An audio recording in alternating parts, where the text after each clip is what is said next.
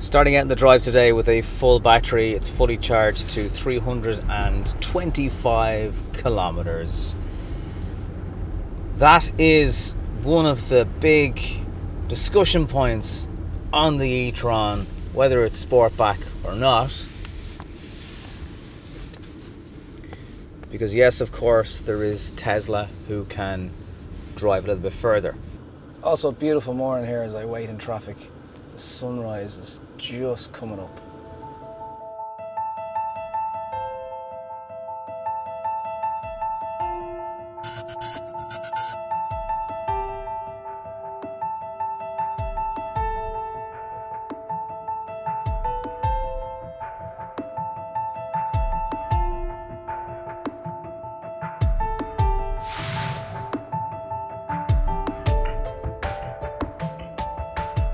This car kind of fits in well with that vibe of early morning stillness, sunrise, tranquility, peaceful. Because they're all the things that you will feel behind the wheel of this car. It's so over refined, over comfortable, over smooth. And that's the thing I'm talking about. Yes, there are obvious competitors like the Jag I-Pace. This, just in terms of refinement, how solid it feels, and that Audi badge, they're the things that they're asking you to pay for. Now, and you do say this is a more engaged car to drive than the normal e-tron. There's more power going to the rear wheels, even though it says Quattro on the back. You've got 400 brake horsepower. You have a boost function, which I'm going to demonstrate for you now in a second when you put it into sports mode. That sun is just gorgeous.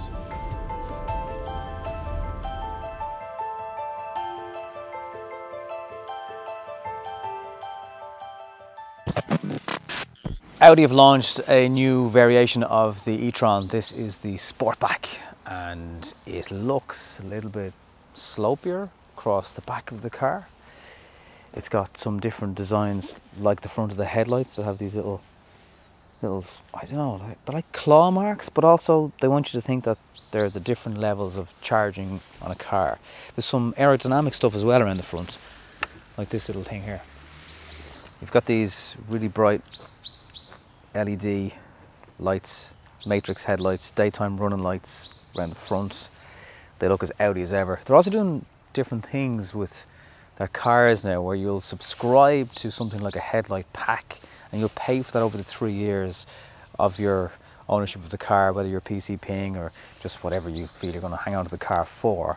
And it's like a subscription service, and that's kind of the area Audi are shifting into over the next little while. So these massive calipers are hidden behind these massive wheels. In fact, everything about the e-tron Sportback is pretty big. They're sitting on Bridgestones.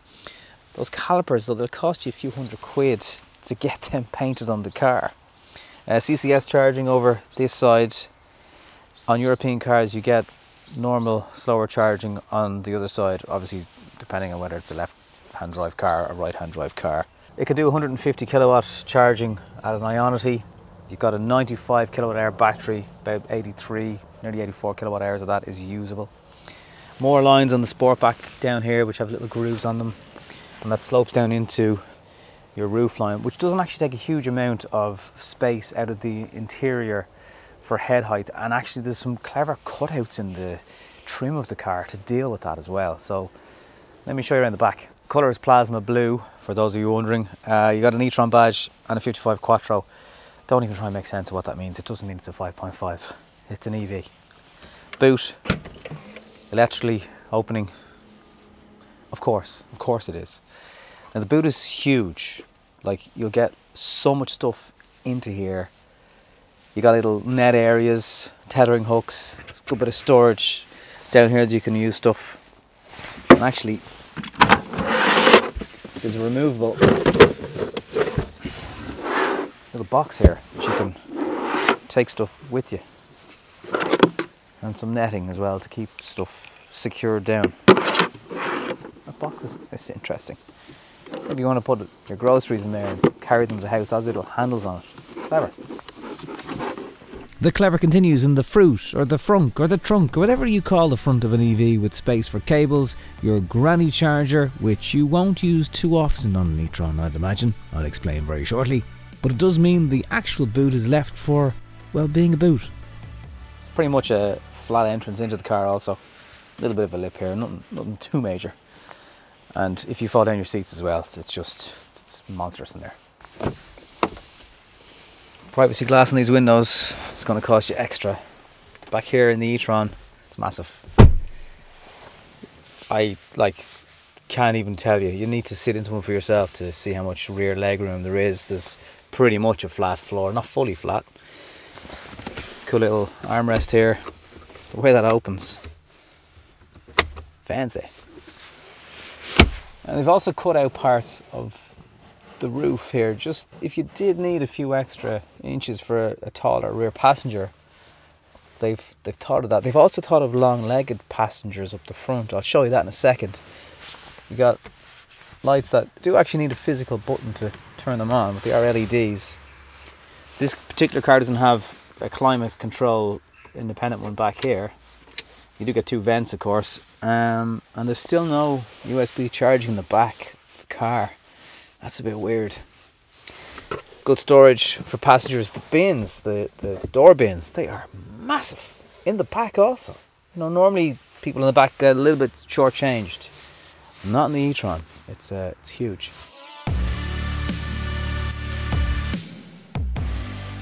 When you see it side on, you can really see the difference. Like that boot lip that just pops up is quite different. Certainly the back of the car. It's a lot more sloped down than the normal eTron. Now into the front we go. You'll feel the seat moving back to get into your position. Then when you close the door, it fully puts you where you've asked it to be. They're just two interiors better than, well, you know who for starters. This has got a flat bottom steering wheel. That does cost you more money. It's worth it though. Your virtual cockpit in the MMI system, you can get the images here, satellite images too, or normal maps if you prefer. It's just a quick map setting button on it, turn satellite off, and you get normal maps. But actually I kind of prefer the satellite. How it's all stitched together, you're just not going to get that in the other type of EVs that are available. Haptics from all the main Audi models now down here. Just touch them and they feel great. Your camera, well, I'll explain that to you later on in the drive, but it's so advanced. Now you do have to pay a bit extra for the full 360 camera, but again, one of those things that could be worth it. Wireless charging, little clip down here. Cup holders. If you don't want to use the cup holders, they fold away. No, you don't want to have them sticking out. Just push them down. Huge bits of storage here. More here. You've got SIM card SD, two USBs up the front. There's no USB-C actually. It's usually the way around. These are the sport seats. Bit of Alcantara and pearl leather on them. Yeah, that pushes the cost up. About £1,000 in total. Panoramic glass sunroof, that's £2,000. Does look great though. Does change the overall interior of the car. The glove box is pretty decent, but what interests me is below the glove box they've shaved it away but still haven't lost space, and that's if you need extra passenger leg room in the back but you still have a tall passenger in the front, even with that seat pressed quite far forward because they're electric seats, you've got room for knees there, you know. That's clever. Up there for your cruise control stalk is here. It's not radar guided. Would be nice, I suppose. Then you have this massive big adjustable gear change. It just feels good in the hand. It feels quality, like it's just the metals on it, bit of leather on the top. It's all good, man. You can have your auxiliary heater to come on at certain times. Have the car toasty for you if you're getting into the car in the morning. You can have traffic on, so it gives you free flow traffic that lights up green. If there's traffic to avoid, it gives you red. It's even got a weather radar, so if you want to make yourself feel miserable and check out the Irish weather, you can see if there's any showers coming your way. The current temperature is 2 degrees Celsius. You also got news beamed into the car, so here's where you can set up the suspension on the car. If you want to lower or higher, you can actually feel the car going up and down. And like, the interesting thing is, watch that screen. It doesn't pause, hesitate, jitter. It just works every time, first time. And they're all those things that it's hard to quantify them under the price of the car, but it's that reliability, that quality, the software works. They're all things you have to kind of consider. What are you getting as an overall package, I suppose, is what I'm saying. So let's talk about charging the eTron Sportback. If you can find an Ionity, something like that, you're going to be able to do that in 30 minutes to 80%. If you can find a 50 kilowatt charger, that's going to take you an hour and a half. A plug-in at home will take you 30 hours to charge this car. Using a 7.2 Type 2 cable, that will do it in about 13 hours. And that's probably how a lot of people are going to charge their eTrons, because it's not the type of car you're going to want to be relying on, because of the size of the battery, to charge in public spaces too often. One other massive selling point of Audi's eTron is how stable it is at motorway speeds. With 4 lengths of Dublin's M50 completed in one afternoon, the range was incredibly stable. Despite speeds of 100 kilometers an hour over a sustained period, the range was incredibly reliable. And if you're a 2-parent, 3-children family and you want the eTron as your main car, there's 3 ISOFIX positions in it, including up the front. So you will actually fit an adult, not a massive adult, but an adult nonetheless, in the middle of 2 child seats if they're in the back. This car, this particular one, is €113,000. There's quite a few options on it, over 10 grand's worth of options. Nothing major, like the colour, the calipers, the sunroof. This is an expensive toy. It's going to be compared with the Tesla Model X straight away and the Jaguar I-Pace. But I just thought I'd bring up the price just so you're aware, in case you go in and order one and think you're going to spend 40 grand on a brand new eTron. Anyway, it's time for a spin. So 400 brake horsepower, quattro, or pretty much predominantly rear wheel drive, 0 to 60 in a claimed 5.5 seconds. Let's see what we can get on. This camera, by the way, just to give you an idea of how it works, you have side view for your alloys, extra wide from the back of the car, out your rear shot, out the front of the car, extra wide at both front and back, and then 3D mode, so you can actually see your 3D projection of your eTron wherever you're parked. There's some joggers running by and it mixes them into the shot.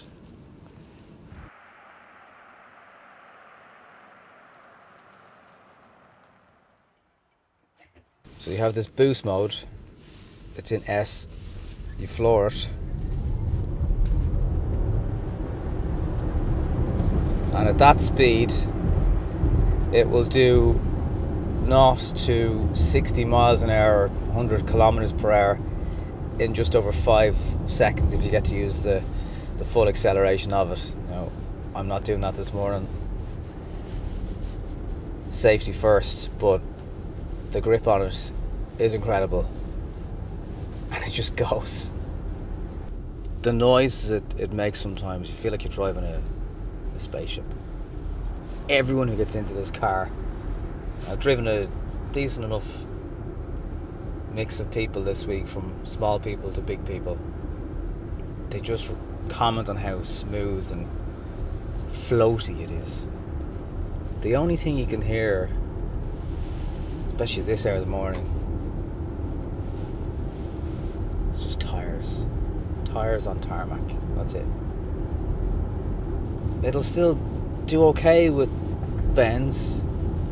As you really push it to the limit, you'll just feel it lose traction ever so slightly, but that wouldn't probably be normal driving conditions, and you do have to factor in the fact that it's 2.5 tons, so there's a lot. As I often say, get used to being looked at, because this car will get attention on the roads, parked at red lights. It does have a kind of a Transformers, what the hell is that vibe about it. The paddles will do the regen for you. If you want it more severe, you can control that from the steering wheel here. I'm not sure if it quite turns it into a one pedal car.